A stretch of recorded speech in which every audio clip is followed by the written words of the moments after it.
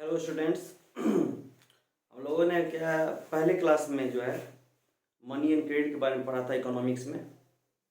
और इकोनॉमिक्स का दूसरा चैप्टर है जो कि आपके सीबीएसई फाइनल के सिलेबस में है, globalisation and the Indian economy. तो ये दो ही चैप्टर है जो कि आपको इकोनॉमिक्स में पढ़ना है।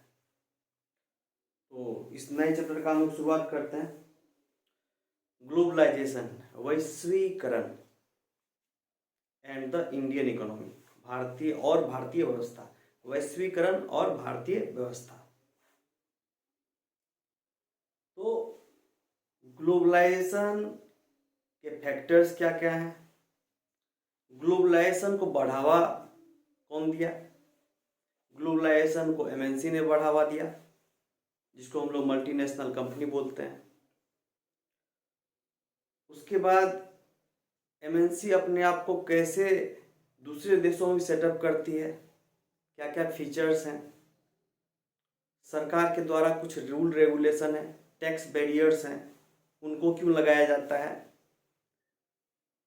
और ग्लोबलाइजेशन को बढ़ाने के कौन कौन से तरीके हैं।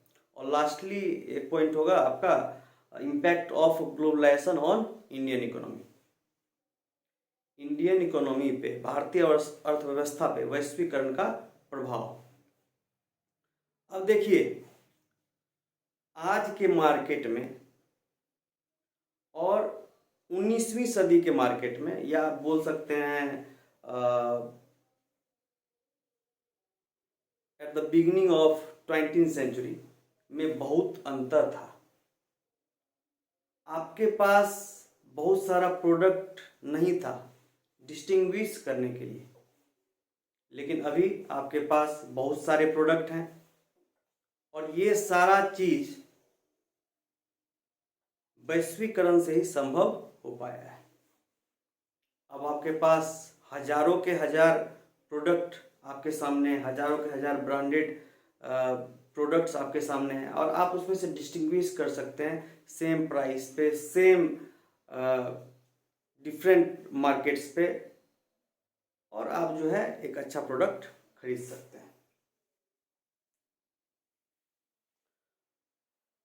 तो हम ये बोल सकते हैं कि आज के समय में, रिसेंट फेज में, हमारा मार्केट जो है ये पूरी तरह से ट्रांसफॉर्म हो चुका है, चेंज हो चुका है, और इस चेंजिंग का कारण है ग्लोबलाइजेशन। इस चेंजिंग का कारण है ग्लोबलाइजेशन, वैश्वीकरण।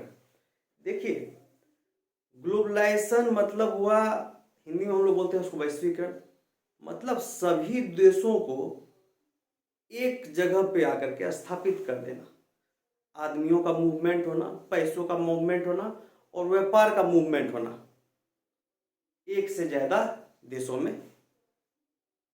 तो ग्लोबलाइजेशन ने इन सब चीजों को संभव बना दिया है। तो हम लोग पॉइंट वाइज जो है आज पढ़ेंगे। अभी आपके पास क्या कहते हैं, आप एडिडास का क्या कहते हैं शूज आराम से पहन सकते हैं। आपके पास अच्छे अच्छे मोबाइल की चॉइस है, टेक्नोलॉजी की चॉइस है, अच्छी अच्छी गाड़ियों का चॉइस है। अगर आप, लेकिन भारत में क्या कहते हैं, आप एडिडास का शू पहन सकते हैं जबकि ये जर्मन कंपनी है, लेकिन फिर भी ये आपके पास अवेलेबल है। तो इसका कारक कौन है, इसका वैश्वीकरण ही कारक है कि दूसरे देश में बना हुआ प्रोडक्ट, उत्पाद आप आराम से पहन ले रहे हैं। तो आज जो है हम लोग पढ़ेंगे globalisation in the Indian economy. ऐसा बात नहीं है कि ट्रेड पहले नहीं हुआ करता था, 19वीं सदी में भी ट्रेड हुआ करता था, लेकिन वो एक बाउंडेशन में था, एक बाउंड्री में लिमिटेड था। भारत से कच्चे माल का निर्यात होता था और दूसरे जगह से जो है फिनिश्ड प्रोडक्ट का, जो मेड प्रोडक्ट था उसका जो है आयात होता था। तो हम लोग उस समय नहीं कह सकते हैं कि ट्रेड हम लोगों का बहुत डिस्टिंक्ट था, लेकिन आज के ज़माने में आपका ट्रेड डिस्टिंक्ट हो गया, आपके पास सब चीज़ है एट योर हैंड। तो देखिए प्रोडक्शन अक्रॉस कंट्रीज। पहले जो है अंतर्देशीय उत्पादन था, मतलब आपके देश में ही कुछ चीज़ों का जो है उत्पादन हुआ होता था, आप क्या कहते हैं निर्यात करते थे और कुछ चीज़ों का आयात करवाते थे। 20वीं सदी के लास्ट तक जो है बहुत बड़ी बड़ी कंपनियां आने लगी, वैसी कंपनियां जिसको हम लोग मल्टीनेशनल कंपनी बोलते हैं। और ये मल्टीनेशनल कंपनी, ये बहुराष्ट्रीय कंपनी आखिर होती क्या है? तो एक एमएनसी जो है वो कंपनी होती है दैट ओन्स और controls production in more than one country, जहां पे वो स्वामित्व या प्रबंधन करती है एक से ज्यादा देशों में। और ऐसा इसलिए किया जाता है ताकि कॉस्ट ऑफ प्रोडक्शन जो है उसमें कमी आए, क्योंकि एमएनसी का एक ही मोटो होता है कि ज्यादा से ज्यादा प्रॉफिट करना। तो उसके लिए वो क्या करती है, वो ग्लोबली जो है गुड्स और सर्विस का प्रोडक्शन करती है। ठीक है, अब देखिए, और एमएनसी जब भी सेटअप होता है तो इन सब चीज को देख के सेटअप होता है कि कहाँ पे उसको चीप लेबर मिल रहा है, कहाँ पे जो है उसको नजदीकी मार्केट मिल रहा है अपने उत्पाद को बेचने के लिए। और इन सब चीजों को देखकर ही क्या होती है, एमएनसी जो है अपना सेटअप करती है। तो अब देखिए, चाइना हो गया, इंडिया हो गया, नॉर्थ कोरिया, ये सब हो गया, इस समय चीप लेबर आपको अवेलेबल है। बांग्लादेश हो गया, इस समय चीप लेबर जो है अवेलेबल है। तो मैन्युफैक्चरिंग लोकेशन वहां लग जाता है, दूसरे जगह बीपीओ लग जाता है, और जहां मार्केट होता है उस हिसाब से जो है एमएनसी अपना सेटअप कर, ताकि कॉस्ट ऑफ प्रोडक्शन जो है कमी आए। अब ये आखिर करती क्या है, तो इंटरलिंक करती है प्रोडक्शन को अक्रॉस कंट्रीज, मतलब विश्व भर में जो है उत्पाद को एक दूसरे से जोड़ती है। तो विश्व भर में उत्पाद को कैसे जोड़ती है, तो एमएनसी जो है ये प्रोडक्शन सेटअप करती है जो कि क्लोज टू मार्केट हो, जहां पे उसको स्किल्ड अनस्किल्ड लेबर दोनों मिल सके, और लो कॉस्ट में, and where the ability of other factors of production is assured. और ability of other factor production means market नजदीक हो, चीप लेबर मिल जाए, लोकेशन बढ़िया हो, इन सब चीजों को देख करके सेटअप किया जाता है। तो कैसे ये इंटरलिंक करती है एक देश को दूसरे देश से? सबसे पहले ये क्या करती है कि इन्वेस्टमेंट करती है, कुछ एसेट्स खरीदती है, कुछ संपत्ति जो है किसी देश में खरीदती है, लैंड के रूप में, बिल्डिंग के रूप में, प्रौद्योगिकी के रूप में, इक्विपमेंट के रूप में। तो इसको हम लोग बोलेंगे इन्वेस्टमेंट। और जब इन्वेस्टमेंट एमएनसी के द्वारा किया जाए, बहुराष्ट्रीय कंपनियों के द्वारा किया जाए, तो इसको हम लोग बोलेंगे फॉरेन इन्वेस्टमेंट, विश्व व्यापार। तो ये आखिर करती कैसे हैं, तो एमएनसी जो है कैसे अपने प्रोडक्शन को बढ़ाती हैं? तो सबसे पहला है, ये क्या करती है, setting up partnership with local companies. जो भी लोकल कंपनीज हैं उनके साथ पार्टनरशिप कर लेती हैं। दूसरा है using local companies for supplies, local companies को ही अपने साथ सहभागी बनाती है, पार्टनरशिप बनाती है, ताकि उसके सप्लाईज, उसके चेन ऑफ सप्लाईज को जो है वो कैरी करे, उसके उत्पादन के प्रक्रिया को, उसके उत्पादन प्रोडक्ट्स को जो है वो बेच सके। तीसरा क्या है, लोकल कंपनी के साथ कंपीट करती है या उसको खरीद ही लेती है। तो इन सब चीजों के द्वारा जो है ये इन्वेस्टमेंट करती है, अपने प्रोडक्शन को अक्रॉस द कंट्री जो है इंटरलिंक करती है, ग्लोबली इंटरलिंक करती है। ओके, अब चलिए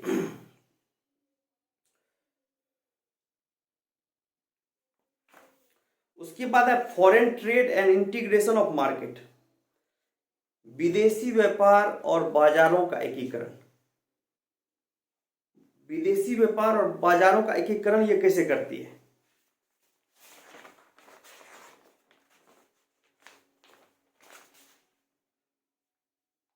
तो ये विश्व व्यापार के द्वारा जो है कनेक्ट करती है मार्केट को डिफरेंट कंट्रीज में, है ना।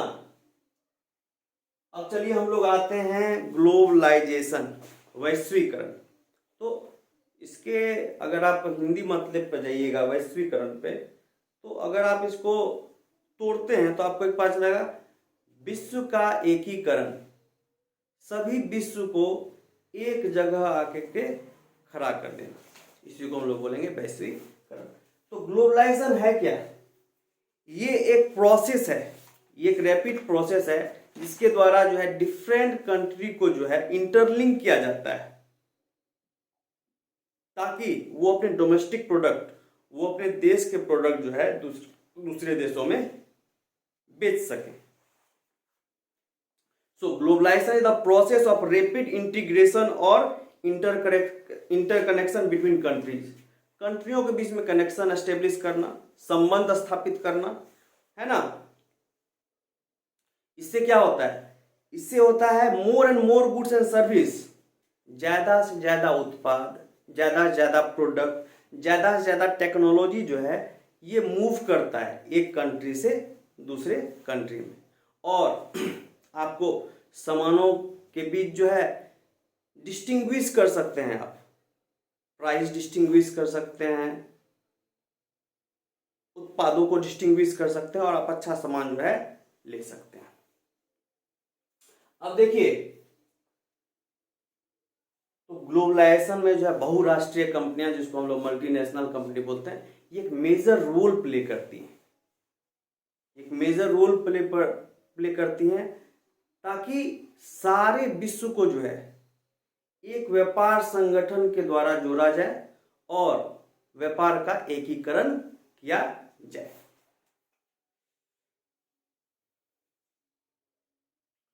अब ग्लोबलाइजेशन में आदमियों का संचार भी होता है एक देश से दूसरे देश। आप लोगों ने सुना होगा कुछ आदमी जो है दुबई में काम करते हैं, कुछ आदमी अमेरिका में काम करते हैं। तो ये सारा चीज पॉसिबल हुआ है आपको ग्लोबलाइजेशन के चलते। आदमियों का संचार होता है, आपके सोच का संचार होता है, आपके टेक्नोलॉजी का संचार होता है, आपके प्रोडक्ट्स का संचार होता है। अब वैसे कौन कौन फैक्टर हैं, वैसे क्या कौन कौन से कारक हैं जो कि ग्लोबलाइजेशन को संभव बनाया, factors that have enabled globalisation. तो वैश्वीकरण को संभव बनाने वाले कारक, सबसे पहला टेक्नोलॉजी, प्रौद्योगिकी। जब तक आपका प्रौद्योगिकी अच्छा नहीं होगा, एडवांस नहीं होगा, तब तक जो है आप ग्लोबलाइज्ड अच्छी तरह नहीं हो पाएगा, अपने उत्पाद का डिलीवरी जल्दी नहीं दे सकेगा। और आपका टेक्नोलॉजी अच्छा है तो आपके प्रोडक्ट का डिलीवरी अच्छा होगा। दूसरा चीज है इंफॉर्मेशन एंड कम्युनिकेशन टेक्नोलॉजी, संचार। सॉरी थोड़ा सा ये बैंड हो गया। अब चलिए, इंफॉर्मेशन एंड कम्युनिकेशन टेक्नोलॉजी, आपका संचार भी अच्छा होना चाहिए, आईटी सेक्टर अच्छा होना चाहिए, जिससे कि है सामान का आदान प्रदान जो है जल्दी हो सके। अब चलिए, अब एक पॉइंट है कि liberalisation of foreign trade and foreign investment policy. इसका मतलब है विदेश व्यापार तथा विदेशी उदारवादी निवेश का उदारीकरण। अब देखिए, पहले क्या था, 19वीं सदी में जैसे जैसे भारत आजाद हुआ, तो भारत आजाद हुआ तो नए नए कंपनी जो भारत की थी वो सारी सेटअप होने लगे। और ब्रिटेन और यूरोप में तो औद्योगिक क्रांति पहले ही आ चुकी थी। तो जैसे ही क्या कहते हैं, इंडिया के आज़ाद होने के बाद जो है कुछ कंपनी सेटअप होने लगी, तो भारत सरकार ने टैक्स बैरियर लगा दिया। मतलब दूसरे देश से जो उत्पाद हमारे देश में आता था उस पे जो है कुछ टैक्स लगा दिया। और टैक्स लगाना भी जरूरी था क्योंकि भारत आज़ाद हुआ था और नए नए उद्योग जो है वो एस्टेब्लिश हो चुके थे, लेकिन उनको फैलने के लिए सरकार कुछ तो करती, तो उन्होंने टैक्स बैरियर लगा दिया। टैक्स बैरियर मतलब होता है टैक्स ऑन इंपोर्ट। आयात में जो दूसरा देश कोई सामान आपके देश में भेज रहा है उस पे जो है क्या किया, टैक्स लगा दिया, ताकि भारतीय कंपनियां जो है वो जो है बढ़ सके, वो अपने आप को एस्टेब्लिश बना सके। लेकिन WTO कुछ बाद में आकर के इन सारी टैक्स बैरियर को जो है खत्म कर दिया। मतलब उदारवादी नेचर बनाया कि आप भी अपने देश के सामानों को एक्सपोर्ट करो और दूसरा भी इंपोर्ट करेगा, उस पर कोई भी टैक्स जो है नहीं लगाया जाएगा। तो रिमूविंग बैरियर्स और restriction set by government is what is known as liberalisation. तो जब टैक्स बैरियर्स या रेस्ट्रिक्शंस को गवर्नमेंट के द्वारा हटाया जाता है उसी को हम लोग लिबरलाइजेशन बोलते हैं। और जब इंपोर्ट पे कोई टैक्स लिया जाता है तो उसको हम लोग ट्रेड बैरियर बोलते हैं। इसको हम लोग बोलेंगे व्यापार अवरोधक। व्यापार को अवरोध करना। और लिबरलाइजेशन मतलब उदारीकरण करना, मतलब सारी चीज को जो है WTO जो है समाप्त कर दिया, या गवर्नमेंट जो है उदारवादी नेचर का हो गई। अब देखिए, विश्व व्यापार संगठन वर्ल्ड ट्रेड ऑर्गेनाइजेशन, जिसको हम लोग शॉर्ट फॉर्म में जानते हैं WTO, ये एस्टेब्लिश हुआ था 1995 में। और इसका मुख्यालय जो है आपको वाशिंगटन DC में है और इसके मेंबर जो है लगभग 164 है।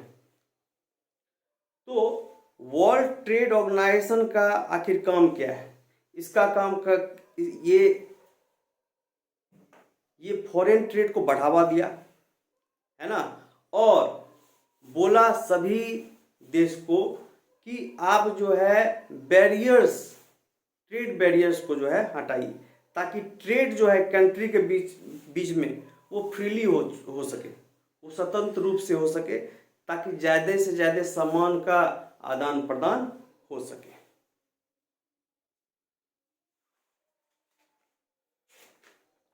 उसके बाद है हम लोग पढ़ेंगे impact of globalisation on Indian economy. तो हम लोग इस चैप्टर को जो है 2 भागों में स्प्लिट कर दिए हैं। अभी हम लोगों ने ग्लोबलाइजेशन के बारे में पढ़ा, MNC के बारे में पढ़ा, और by which MNC spread their production, अपने उत्पादन को कैसे बढ़ाया, ग्लोबलाइजेशन क्या है, और फैक्टर जो कि कारक हैं ग्लोबलाइजेशन को बढ़ावा देने का।